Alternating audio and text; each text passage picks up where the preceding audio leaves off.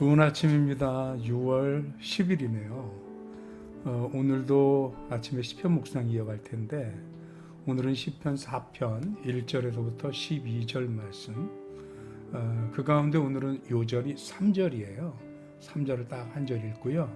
사람은 하나님을 위하여 존재한다 라는 제목으로 오늘 함께 묵상하겠습니다. 먼저 같이 요절 말씀 3절 보겠습니다. 여호와께서 자기를 위하여 경건한 자를 택하신 줄 너희가 알지어다. 내가 부를 때에 여호와께서 들으시리로다. 아멘. 예, 이 시편 4편은 다윗이 인도자를 따라 현악에 맞춘 노래라고 되어 있는 것으로 보면 다윗이 지은 시라는 것입니다. 그런데 이 다윗이 시편 4편을 노래하면서 사람이 가진 속성 중에 가장 경계하고 조심해야 할 부분을 하나 다루는 것 같아요. 그게 뭐냐면 매너리즘이라고도 얘기하고요, 익숙함이라고도 얘기하고 타성이라고도 얘기를 하는 것입니다. 사람들이 어떤 일이 처음 이렇게 주어질 때는 되게 신기하고 신선하고 좋거든요. 근데 그게 시간이 길어지면 너무 익숙해져서 타성에 젖어지는 거죠. 그래서 우리가 시편 말씀 읽으면서 시편이 주제가 의인과 악인의 대비라고 그랬잖아요.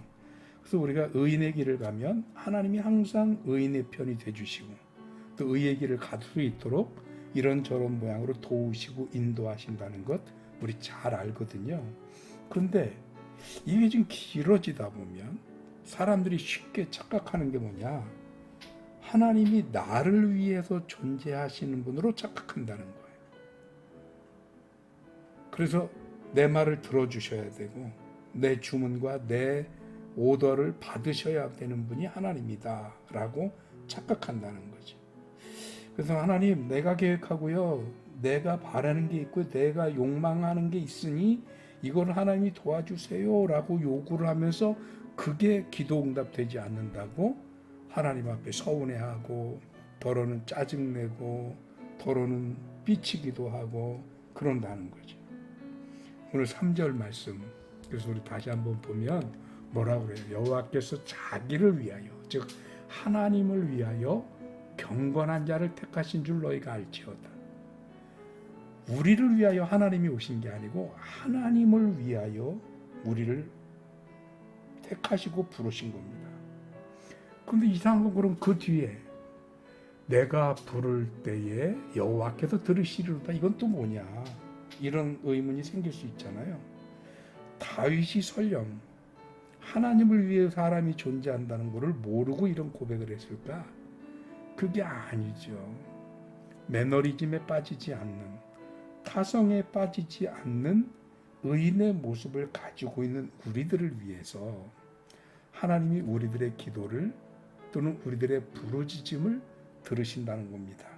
왜냐하면 우리가 하나님을 위해 존재하는 것은 맞지만 하나님은 우리들을 하나님의 여흥을 위하거나 아니면 하나님의 소모품으로 삼거나 하나님의 어떤 목적을 이루는 수단으로 삼기 위해서 부르신 것은 결코 아닙니다.